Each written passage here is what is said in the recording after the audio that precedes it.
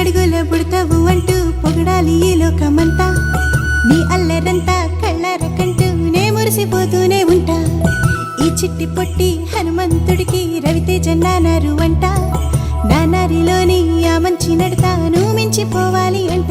ఇలా ఎన్నాళ్ళు కానీ ఎన్నేళ్ళు రాని నా చిట్టి తండ్రి నువ్వు తండ్రి వవని. మీ అమ్మకు నువ్వెప్పటికీ పసివాడివి.